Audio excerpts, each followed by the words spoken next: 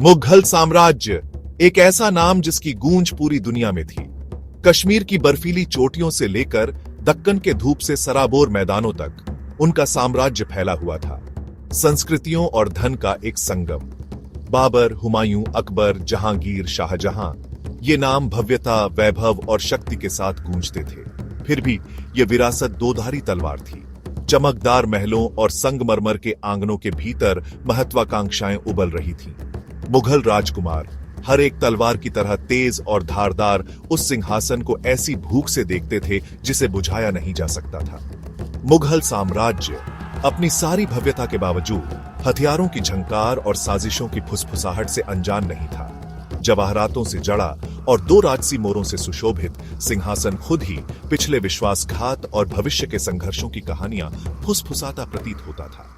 और इसी दुनिया में, एक ऐसी दुनिया में जहां शक्ति जन्म सिद्ध अधिकार और बोझ दोनों थी, औरंगजेब छठे मुगल सम्राट का जन्म हुआ।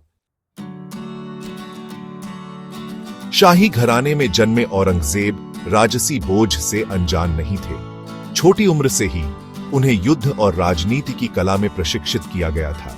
उनके दादा महापराक्रमी जहांगीर ने उनमें एक तेज बुद्धि और दृढ़ इच्छा शक्ति देखी।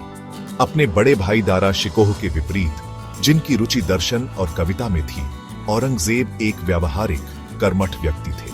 उन्होंने मध्य एशिया के युद्ध क्षेत्रों में अपनी योग्यता साबित करते हुए सैन्य अभियानों में उत्कृष्ट प्रदर्शन किया। हर जीत, हर विजय ने उनके कौशल को निखारा और उनके संकल्प को मजबूत किया।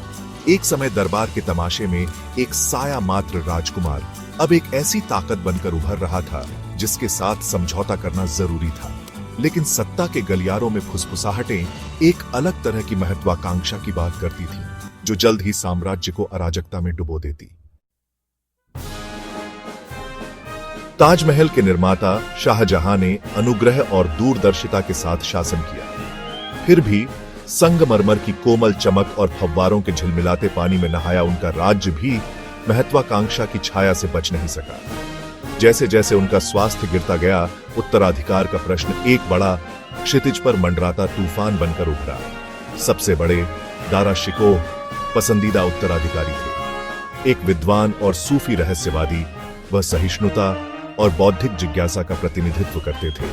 लेकिन वर्षों के युद्ध से कठोर और अपनी नियति में अटूट विश्वास से प्रेरित औरंगजेब की अन्य योजनाएं थीं। उत्तराधिकार का युद्ध सेनाओं का नहीं, बल्कि विचारधाराओं का टकराव था।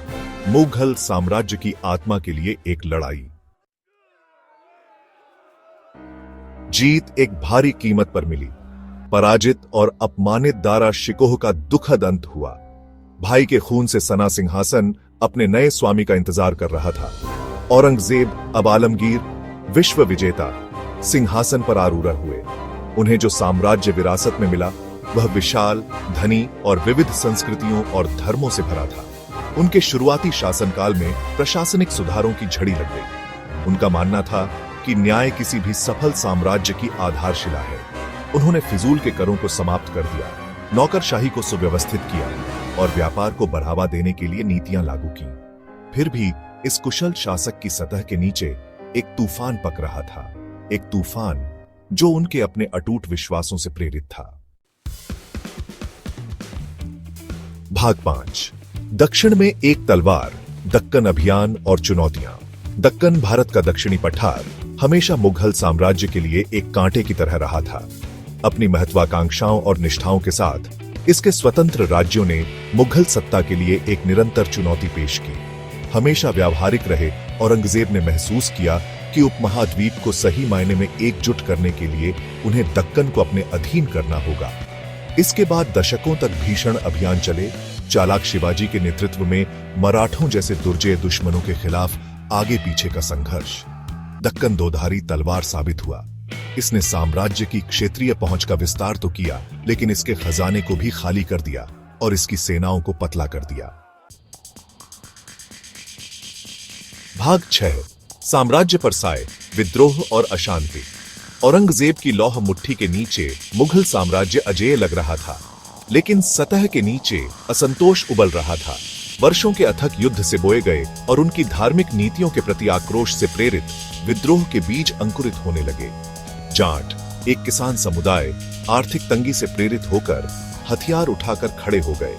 सतनामियों ने एक धार्मिक संप्रदाय मुगल सत्ता की नींव को ही चुनौती दी और पंजाब में गुरु गोबिंद सिंह नाम के एक युवा योद्धा ने सिखों को एक दुर्जय लड़ाकू सेना में बदलते हुए उन्हें संगठित किया।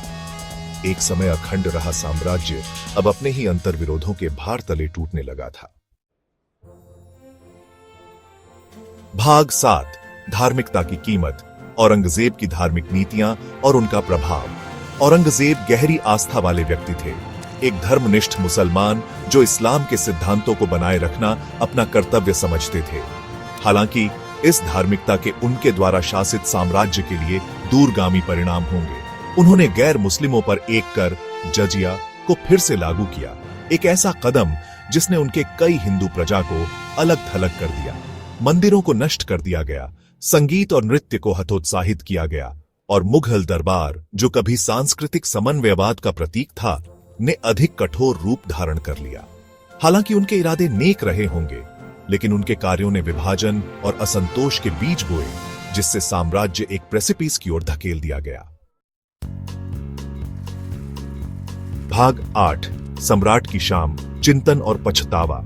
औरंगजेब के शासनकाल का अंत उसके शानदार शुरुआत से कोसों दूर था। दक्कन जो अब तक नहीं जीता जा सका था, साम्राज्य के संसाधनों को निचोड़ता रहा। विद्रोह हवा में अंगारों की तरह सुलगते रहे, सत्ता पर उनकी पकड़ की नाजुकता की निरंतर याद दिलाते रहे। कभी अपार शक्ति का प्रतीक सम्राट अब अपनी पूर्व स्थिति का एक साया मात्र था।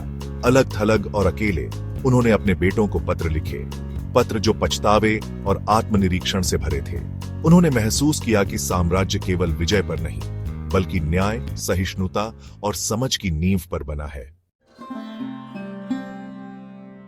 भाग 9 औरंगजेब की विरासत, आधुनिक भारत में अतीत की गूंज। 1707 में औरंगजेब की मृत्यु ने मुगल साम्राज्य के अंत की शुरुआत को चिह्नित किया। उन्होंने जो कलह के बीज बोए थे, चाहे जानबूझकर या अनजाने में, उसके बाद के दशकों में कड़वे फल मिले। फिर भी उनकी विरासत को खलनायक या नायक की एक सरल कहानी तक सीमित करना इतिहास की जटिलताओं के साथ अन्याय होगा। उनकी सारी खामियों के बावजूद उनका शासनकाल उनके प्रशासनिक कौशल, उनके सैन्य कौशल और उनके अपने सिद्धांतों के प्रति अटूट प्रतिबद्धता का प्रमाण था। भारतीय इतिहास के ताने बाने में औरंगजेब एक जटिल और विवादास्पद व्यक्ति बने हुए हैं, एक ऐसे शासक जिनकी विरासत आज भी बहस और चर्चा को जन्म देती है। उनकी कहानी हमें याद दिलाती है कि सबसे शक्तिशाली साम्राज्य भी धार पर बने होते हैं, परिवर्तन की हवाओं और बेहतर या बदतर के लिए किए गए विकल्पों के परिणामों के प्रति संवेदनशील।